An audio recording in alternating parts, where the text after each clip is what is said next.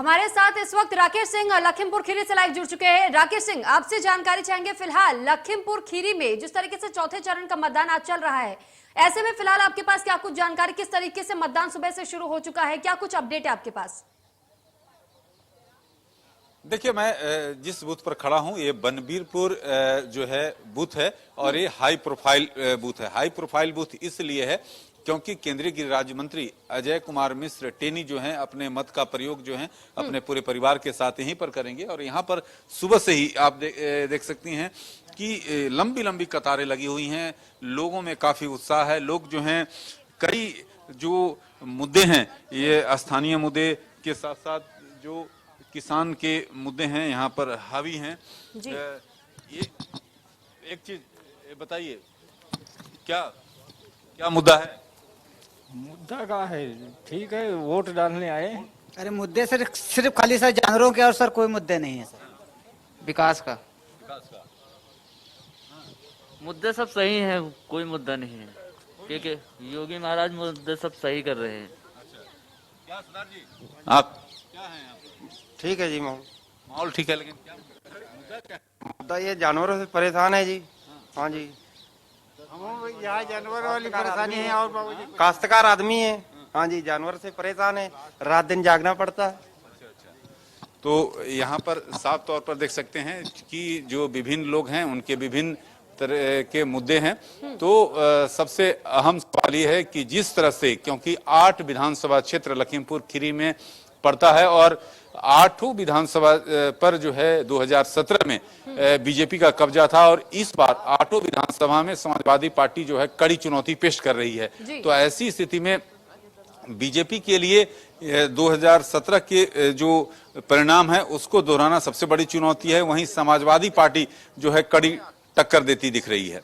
ठीक है राकेश, आपसे ये भी जानकारी चाहेंगे। देखिए, जिस तरीके से लखीमपुर खीरी में कई ऐसे मुद्दे रहे थे, साथ ही किसानों का भी मुद्दा रहा था। अब ऐसे में जहां सीएम योगी आदित्यनाथ ने यह कहा था कि 20 और 80 का मुकाबला रहने वाला है, समाजवादी पार्टी कहीं ना कहीं बीजेपी को टक्कर दे रही है, या आप भी कह रहे हैं, ऐसे में जो आम जनता इस वक्त अपनी मानसिकता को लेकर के वोट डालने के लिए जब मतदान केंद्रों पर जा रही है, उनकी मानसिकता क्या है? क्या सीएम योगी के चेहरे पर वो मतदान करना चाह रहे हैं, या फिर किस काम को लेकर के वो मतदान करते हुए देखना चाह रहे हैं, या सत्ता परिवर्तन को लेकर के मतदान करने जा रहे हैं?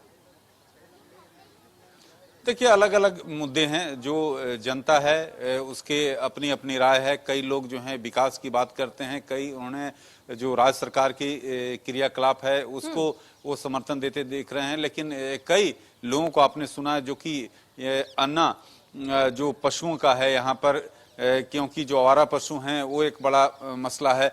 तो कई अहम मसले हैं और सबसे खास बात यह है कि जहां मैं खड़ा हूं यही आप बाईं ओर देख सकते हैं कि ये यहाँ पर दंगल का आयोजन 3 अक्टूबर को हुआ था और यहाँ से 2.5 से 3 किलोमीटर दूर जो है तिकुनिया जगह है जहाँ पर जो 8 लोग जो हैं मारे गए थे और उसके बाद काफी जो है प्रदर्शन हुआ था। तो ये किसानों का मसला तो है ही, साथ ही साथ राज्य सरकार ने, योगी सरकार ने कई, आपको बीच में रोकना पड़ा है, माफी चाहूंगी आपसे, आप हमारे साथ बने रहिएगा। हमारे साथ इलेक्शन ब्रेकिंग सेंटर से मोनिका भी हमारे सहयोगी मौजूद है। मोनिका, आपसे जानकारी चाहेंगे, आपके पास इस वक्त क्या बड़ी खबर है?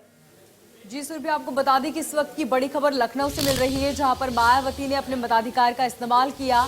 सुबह वो पोलिंग बूथ पहुंची जहां पर उन्होंने वोट डाला और उन्हीं के साथ महासचिव सतीश भी मौजूद रहे।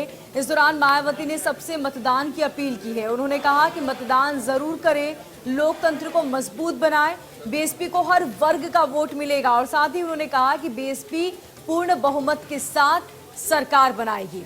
तो सुबह सुबह मायावती ने अपना वोट मतदान किया और साथ ही आम जनता से अपील की कि बड़ी संख्या में अपने घरों से निकले और मतदान जरूर करें। इसी के साथ उन्होंने जीत का दावा किया और कहा कि पूर्ण बहुमत के साथ बीएसपी सरकार बनाएगी और सभी वर्ग का साथ जरूर मिलेगा।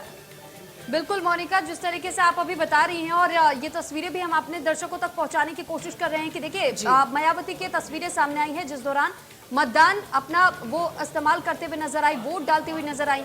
और उसके बाद बीएसपी की तरफ से कहा गया, क्योंकि बीएसपी के प्रमुख है मायावती, और मायावती ने यह साफ तौर पर कहा है कि इस बार सत्ता में परिवर्तन आएगा और बीएसपी को भारी बहुमत मिलेगी।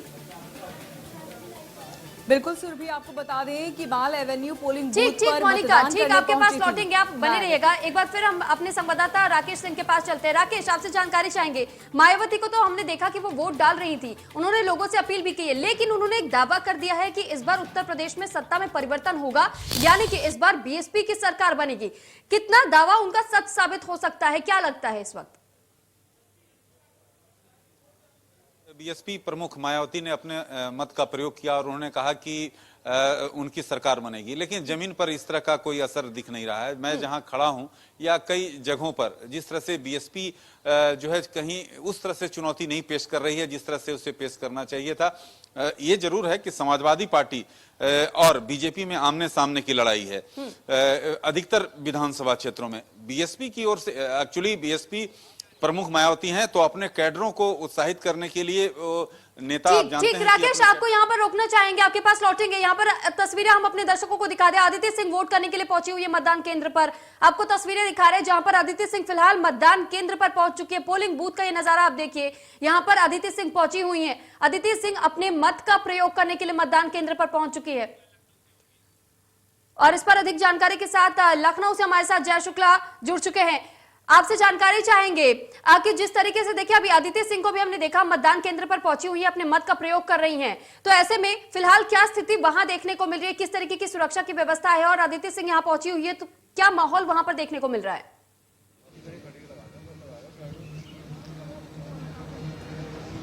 जय, क्या आपको हमारी आवाज मिल रही है?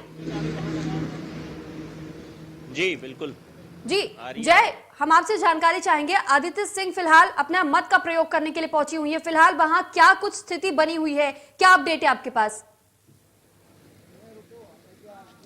बिल्कुल, आपको बता दें कि आदित्य सिंह ने इस बार बीजेपी ज्वाइन किया है और सदर जो रायबरेली की जो सदर विधानसभा है वहां से चुनाव लड़ रही हैं। तो कहीं ना कहीं एक जिस तरह से कांग्रेस में पहले आदित्य सिंह रही हैं और इनके जो पिताजी रहे हैं वो भी कांग्रेस में रहे हैं और यहाँ से विधायक रहे हैं लगातार।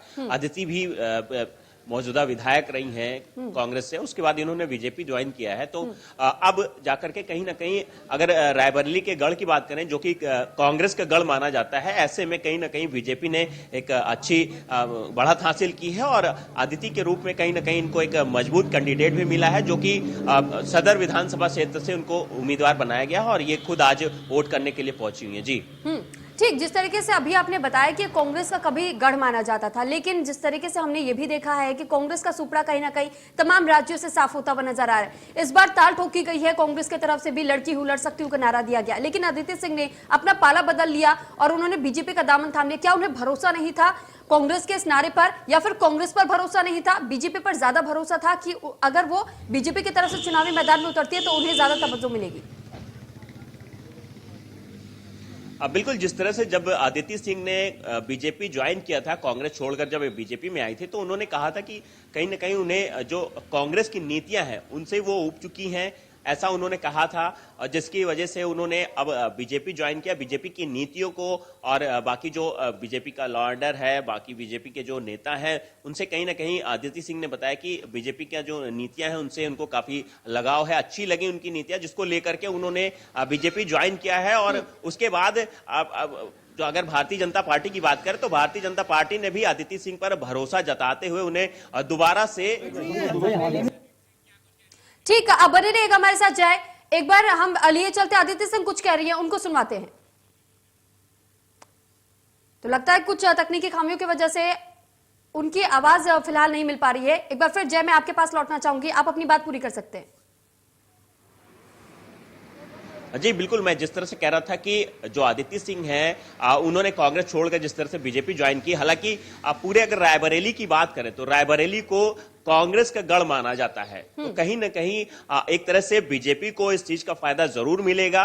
जिस तरह से आदित्य ने अब बीजेपी का दामन थामा है और सदर विधानसभा से चुनाव लड़ रही हैं, तो ऐसे में कहीं ना कहीं बीजेपी को फायदा जरूर मिलने वाला और कांग्रेस के खेमे में बीजेपी की अच्छी जीत होगी। जी, पकड़ होगी अच्छी। जी ठीक, ठीक जय, आपने कहा कि आदित्य सिंह से आने से कुछ ना कुछ फायदा तो बीजेपी को भी मिलेगा ही, लेकिन इस बार हमने ये भी देखा है कि बीजेपी ने भी खासा महिलाओं को तवज्जो दी है, महिलाओं को चुनावी मैदान में आगे किया है। ऐसे में ये उड़ाव कांग्रेस पर पड़ सकता है, क्योंकि लड़की हूं लड़ सकती हूं का नारा उत्तर प्रदेश में कांग्रेस ने तो दे दिया, लेकिन फिलहाल जिस तरीके से बीजेपी अब भी अपना दबदबा बनाए हुई है, कई सर्वेस भी करवाए गए, तब भी सीएम योगी आदित्यनाथ का नाम ज्यादातर सामने आया है कि बीजेपी की सरकार दोबारा बनेगी। और क्योंकि सीएम योगी के चेहरे पर कई लोग पीएम मोदी के चेहरे पर मतदान दे रहे हैं, तो ऐसे में क्या कांग्रेस एक बार फिर से सिमटी हुई नजर आएगी? बिल्कुल देखा जाए तो जिस तरह से उत्तर प्रदेश में प्रियंका गांधी ने एक बड़ी पहल की और हर लगभग 40% जो आधी आबादी को जो है अपना उम्मीदवार बनाया और लड़की हूं लड़ सकती हूं का नारा दिया, तो ऐसे में उनको लग रहा था कि शायद इस आधी आबादी को हम अपने पक्ष में कर पाएंगे। लेकिन कहीं ना कहीं देखा गया कि जो अगर हम उत्तर प्रदेश की बात करें तो यहाँ पर जिस तरह से महिलाओं ने बताया, साफ तौर पर सर्वे में खुलकर सामने आया कि महिलाओं ने बताया कि महिला सुरक्षा की बात की, महिलाओं के सम्मान की बात की, महिलाओं को आगे बढ़ाने की बात की। तो इस तरह से कहीं ना कहीं बीजेपी का ये जो अगर हम कांग्रेस की बात करें तो कांग्रेस का ये दाव कहीं ना कहीं अगर हम बात करें तो कांग्रेस का दाव खाली भी जा सकता है। और बीजेपी का जिस तरह से रुझान देखने को मिला, ऐसे में बीजेपी कांग्रेस पर भारी जरूर पड़ सकती है। जी ठीक जय, आप हमारे साथ बने रहिएगा, हम आपके पास एक बार फिर से लौटेंगे। और लखनऊ से हमारे संवाददाता ने मतदान केंद्रों का जायजा लिया है, ये रिपोर्ट देखिए। सुबह का 7 बज चुका है और यहाँ पर वोटिंग शुरू हो गई। हम लखनऊ की कैंट विधानसभा 175 पे मौजूद हैं और देख सकते हैं हमारे पीछे जो तैयारियां हैं वो शुरू हो गई हैं। जो मतदाता है वो मताधिकार का प्रयोग करने के लिए आ रहे हैं। हालांकि सुबह का वक्त है तो कुछ ठंड भी है, जिसके साथ में लोगों का आना शुरू हो चुका है और देख सकते हैं कितना उत्साह है लोगों में। साफ तौर पर मूलभूत सुविधाओं के लिए अच्छी सरकार चुनी जाए, इसके लिए लोग यहाँ पर आने शुरू हो गए। कुछ महिलाएं भी यहाँ पर नजर आ रही हैं जो वोट डालने के लिए आ रही हैं और लगातार युवा भी नजर आ रहे हैं, कुछ महिलाएं भी यहाँ पर नजर आ रही। उनसे बात करने की कोशिश करेंगे कि आपने वोट डाला है, अभी थोड़ा आगे आइएगा, वोट डाला है, कैसी सरकार होनी चाहिए? योगी जैसे वो नरेंद्र मोदी जैसे। क्या ऐसा क्या किया उन्होंने जिसपे आपको भरोसा है? अरे वो राशन देते हैं। आप आगे आइएगा, कैसी सरकार चुनी जाएगी, क्या सोच के आपने वोट डाला है? अरे की अच्छी और सब चीज की क्या होना मतलब चाहिए? परेशानी सारी दूर है। किस तरह की परेशानी दूर होनी चाहिए? जैसे कि बिजली है, पानी है, हाँ, ये सब चीजों की सहूलियत होनी चाहिए। और बिजली, पानी और सब चीज की तो परेशानी है ही। हाँ, ये सब सुकून होना चाहिए ये सब चीजों की। आपने भी वोट डाला है, अभी क्या सोचते हैं, क्या कैसी सरकार होनी चाहिए? सरकार अभी जो फिलहाल प्रेजेंट में है वो सरकार भी अच्छी है। भाई एक आम आदमी को क्या चाहिए होती है? भौतिक सुविधाएं, अब बिजली, पानी, रोजगार, ये सारी सुविधाएं, ये सारी सुविधाएं इस सरकार में प्राप्त हुई है हम लोगों को। सबसे जरूरी चीज़ होती है कानून व्यवस्था, और इस सरकार में कानून व्यवस्था बहुत ही अच्छी रही। इसके प्रति मैं खुद जानता हूँ कि कानून व्यवस्था इस सरकार में बहुत है। तो ऐसी सरकार होनी चाहिए जो समाज के लोग हैं उनमें सुरक्षा की भावना हो। दादा, अभी आपने वोट डाला है, कैसी सरकार होनी चाहिए, क्या सोचते हैं आप? भाई ऐसे होगी होनी चाहिए, जैसे सरकार है, अच्छी सरकार है तो भी होगी अपनी। अभी क्या सोचते हैं, क्या कुछ होना चाहिए अभी जो नहीं हो पाया? अरे अब अच्छी होना जो होना जो क्या नहीं होना जो चाहिए? रह गया लोग कह रहे हैं कि बिजली फ्री देंगे, राशन तो मिल ही रहा है, उसके अलावा और बहुत सारी चीजें, रोजगार भी देने की बात कही जा रही है। अच्छी बात है, मकान का मिलना है, अच्छी बात है। रोजगार मिलने से माफिया लोग अंदर हो रहे हैं, क्राइम खत्म हो रहा है। भैया अच्छी चाहिए, वो क्या सरकार चाहिए, वो क्या चाहिए हमको, ये चाहिए बच्चे से हिफाजत है हम लोगों ने, वो क्या चाहिए हमको। जाहिर है तमाम सारे मुद्दे हैं, उन मुद्दों को लेकर ही लोगों ने वोट किया है और एक अच्छी सरकार चुनना चाहते हैं। और साफ तौर पे वो ऐसी सरकार हो जो सुरक्षा दे, उसके अलावा जो सुविधाएं हैं वो सारी दी जाएं। और कहीं ना कहीं लोगों को उम्मीद है इस चुनाव के बाद जो भी सरकार बनेगी, इन लोगों की सारी सुविधाओं को ध्यान में रखते हुए, साथ ही सुरक्षा पे खास तौर पर फोकस है, वो कहीं ना कहीं नजर आ रहा है इस चुनाव के दरमियान। Ravi Kumar, India news, Lucknow. सुबह का 7 बज चुका है। के साथ ही उन्नाव से हमारे संवाददाता ने मतदान केंद्रों का जायजा लिया है, देखिए। हम खड़े हैं उन्नाव के गदनखेड़ा में, जहां पोलिंग बूथ पर अभी कुछ ही देर में साक्षी महाराज यहां पर वोट करेंगे। वो उनका यहां पे वोट है, वो यहां पे अपना वोट करने आएंगे। और यहां पे आप देख सकते हैं इस पोलिंग बूथ पर लोग आना शुरू हो गए हैं। जो मतदाता हैं वो यहां पर आना शुरू हो चुके हैं। और देखिए लोग अपने घरों से निकल के आ रहे हैं अपना वोट करने के लिए। ये जो महिला है देखिए, ये भी यहाँ पर वोट करने पहुंची हैं। तो साफ तौर पर लोगों में जागरूकता है, लोग अपना वोट करने के लिए यहाँ पर पहुँच रहे हैं। और हम बात करेंगे कुछ मतदाताओं से। क्या नाम है दादा आपका? सुरेश। मतदान करने आए? कौन से प्रमुख मुद्दे? अब देखो भी कौन से मतदान में हो। मतदान है अंदर। मुद्दे कौन से आप लोगों के जो वोट करने आए जिन अरे वो हो जाएगा तो जहाँ पाए तो डालते हैं। बिल्कुल यहाँ पे और लोग हैं। दादा क्या क्या मुद्दे हैं आपके भैया जिनको वोट कर रहे हैं आप मुद्दों को लेकर?